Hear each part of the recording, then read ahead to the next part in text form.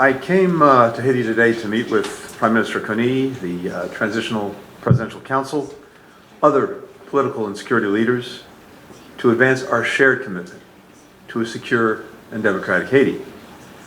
Back in March, we were with CARICOM leaders and other critical stakeholders, Haitians and other partners from beyond the region, in Kingston, Jamaica, to rally regional support for a Haitian-led political transition.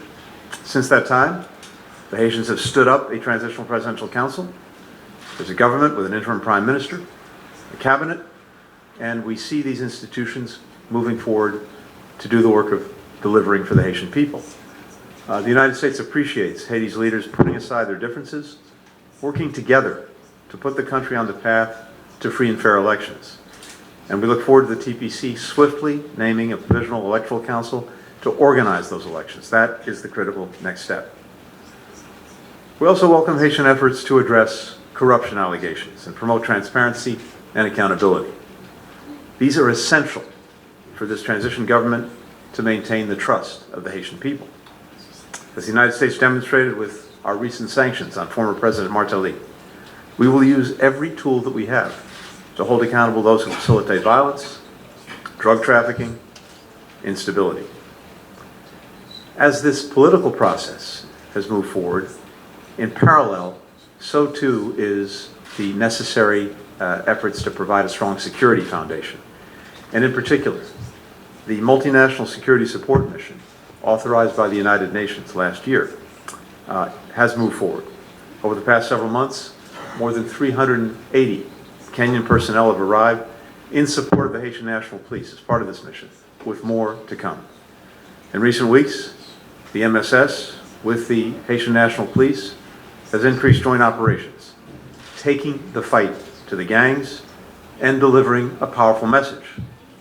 The Haitian people, not Haitian gangs, will write the country's future. As a result, the airports reopened, commercial flights have resumed, allowing goods to enter the country. In parts of Port-au-Prince, there's more economic activity, more markets reopened, more people venturing out. In my meetings today with leaders of the security mission, with the Haitian police, we discussed how to ensure that security personnel are well-trained, well-equipped, and accountable so that they can work together to effectively combat violence and instability and maintain Haiti's momentum. The United States, for our part, has already delivered over $300 million to support this multinational mission, sending armored vehicles, radios, night vision goggles, standing up an entire base of operations, and we'll be getting more assistance here more quickly. We've also provided $200 million to the Haitian police since 2021, helping to train and equip new recruits, as well as specialized anti-gang units. We deeply appreciate the indispensable leadership of Kenya, President Ruto, as well as the contributions of CARICOM and the international community.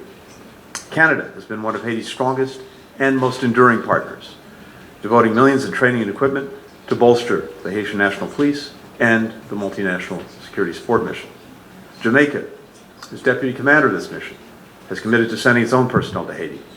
El Salvador is sending a medevac team.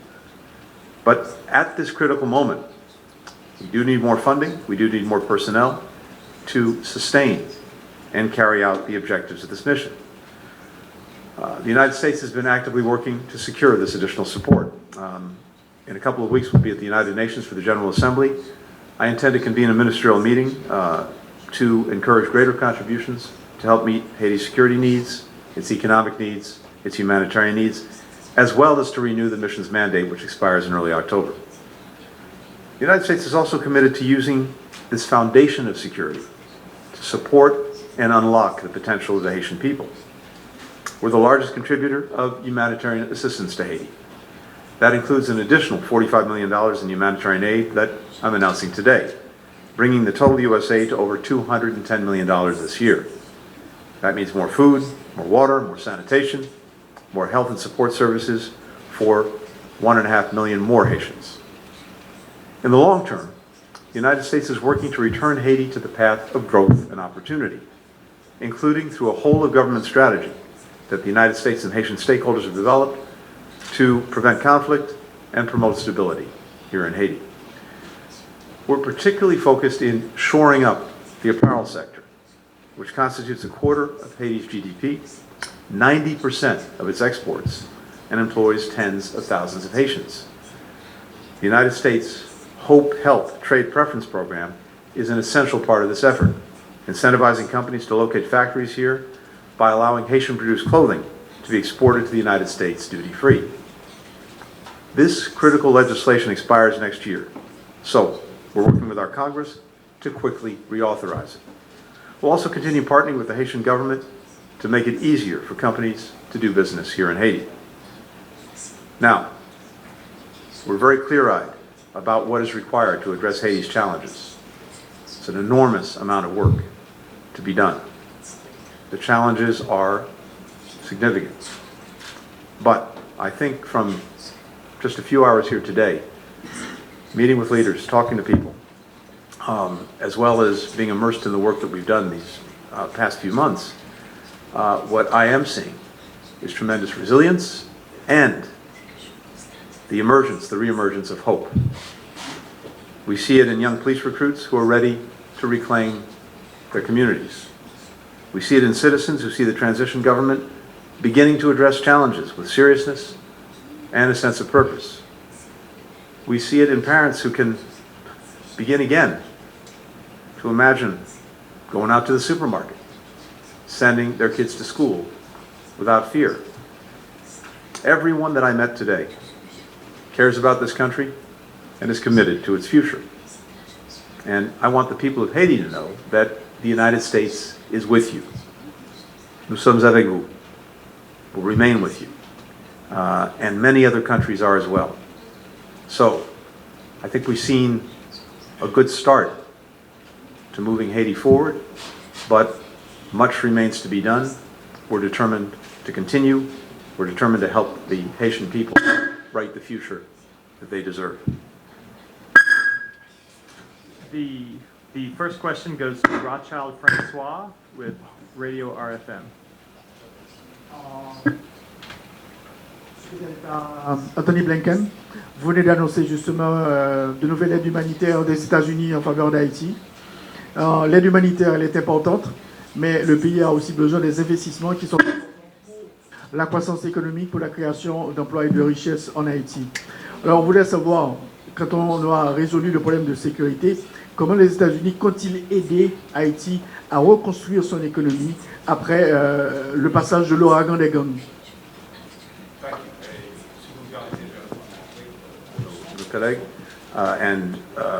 The question is, what can we do to really help Haiti develop its economy? Humanitarian assistance is critical, but we also, the question suggests, need to do other things. And the truth is, we have been and will continue to do so. Besides the humanitarian assistance, if you go back just over the last few years, going back to 2021, we provided more than $800 million in development, economic, and health assistance, as well as security assistance. And then separate from that is the humanitarian assistance. So you're exactly right that these investments in Haiti's foundational economic activities and everything that needs to happen to support them, that is essential, and we'll continue to do that. I mentioned the Hope Health Act that's been critical in supporting the apparel sector, which is so central to Haiti's economy. We want to renew that. It expires next year. But that's been critical because it incentivizes companies to put factories here in Haiti to produce the apparel that then gets sold the United States and throughout the region.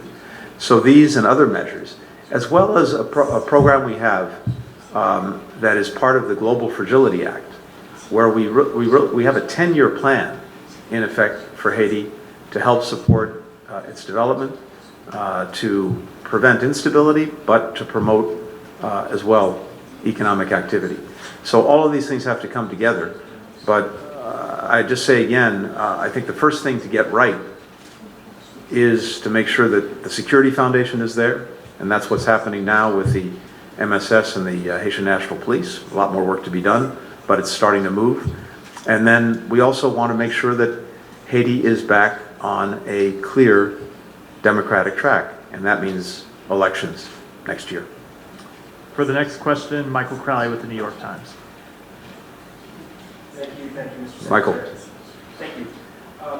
Turning to the Middle East for a moment, if we may, there'll be more questions about Haiti, I'm sure.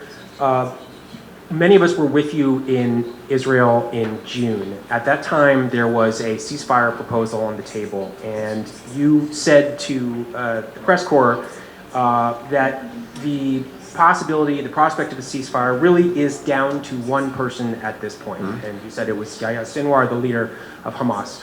Of course, a lot of things have happened since that time, but I wonder whether it is still your assessment that really it comes down at this point to that one man, Yahya Sinwar.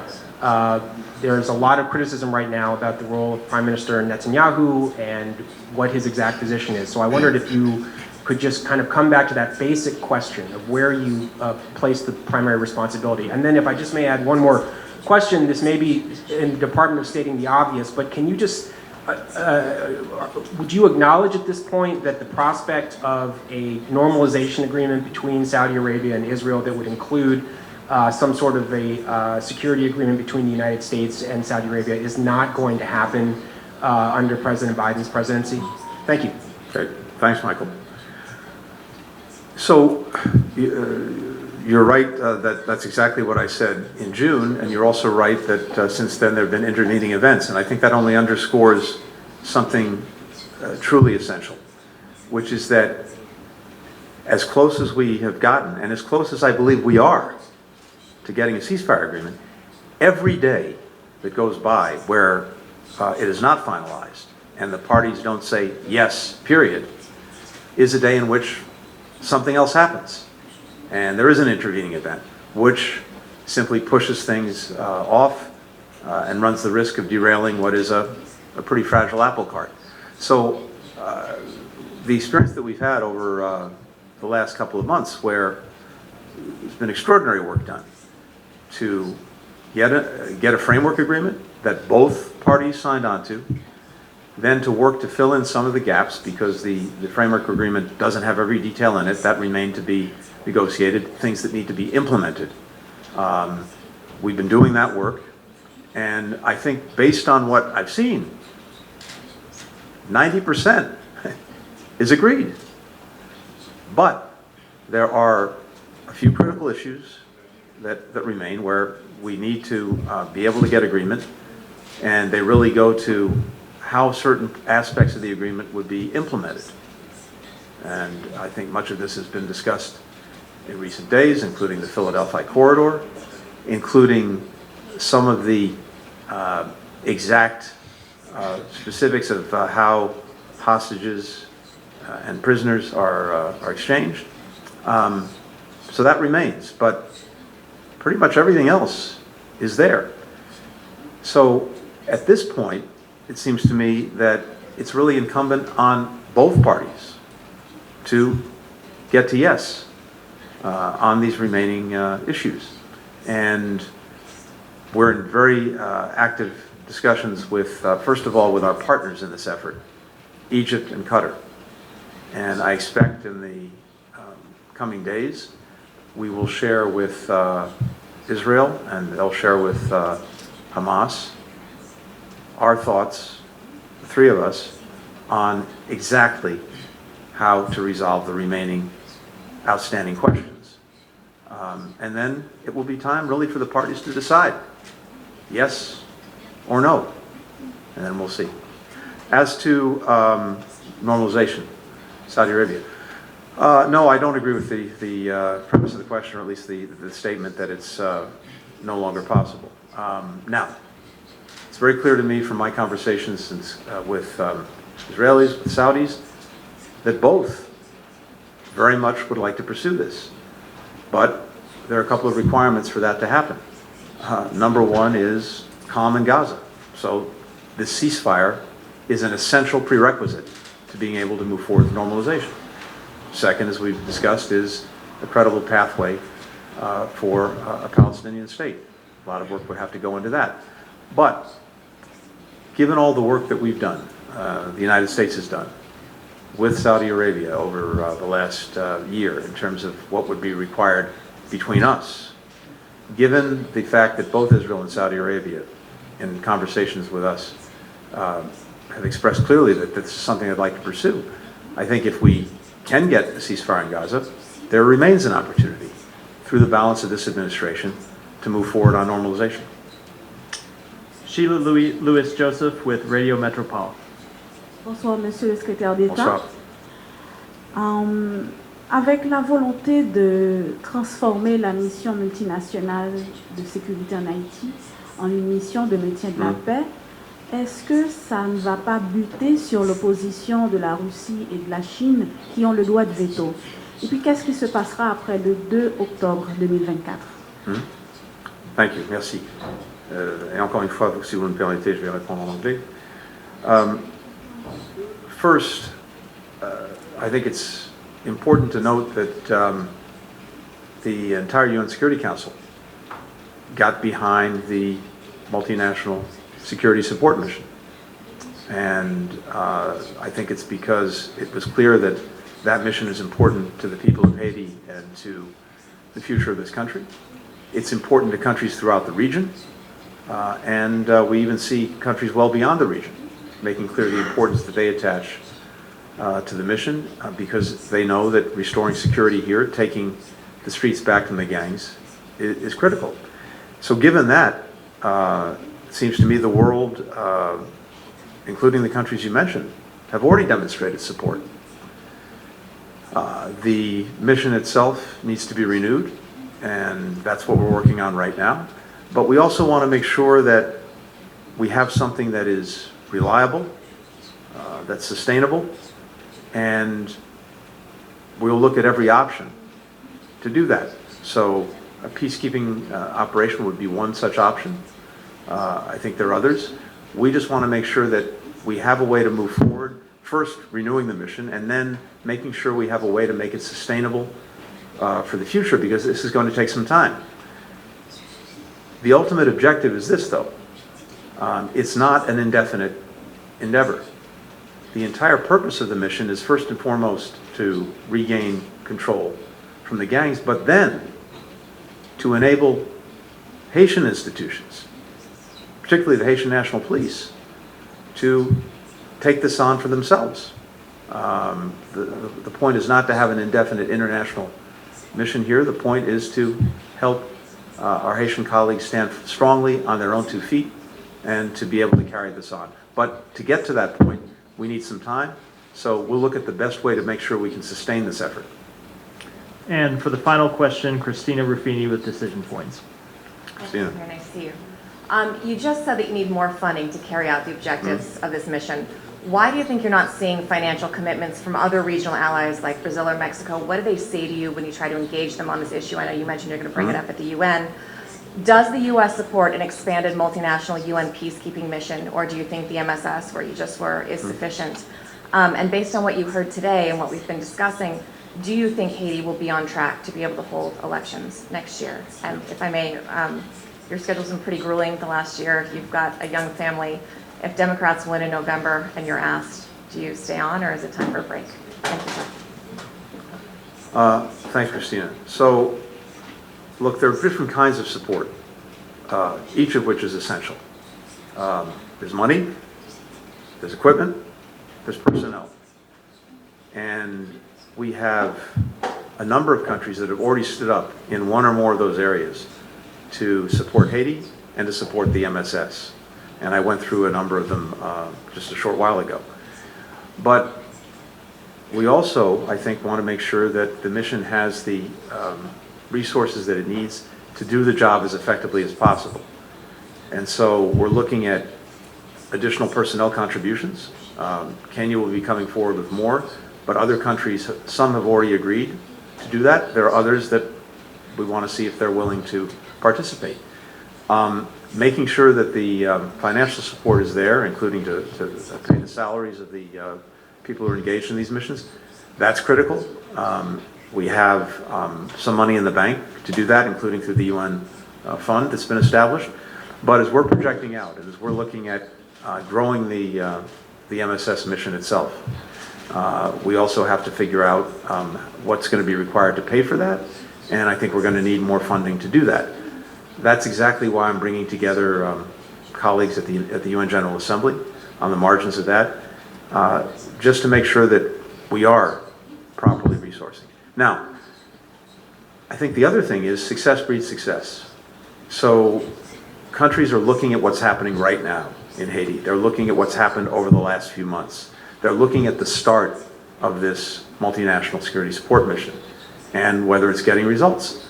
And I think what they're seeing is it is. Now, again, I'm very clear-eyed about this. This is hard stuff. But we've already seen, thanks to the work of the MSS and with supporting the HNP, the Haitian National Police, the airport taken back and reopened, the main hospital in Port-au-Prince taken back, some neighborhoods where there's now economic activity again. And what I heard today, talking to the leaders of the Haitian National Police and the MSS, is a clear plan for what they'll do next. And I think that's going to build on itself. That, in turn, will attract more support. And I hope that by the time, for example, we get to the UN in about 2.5 weeks, there'll be a record of initial success, as well as, again, this plan for going forward, and that will bring in more support.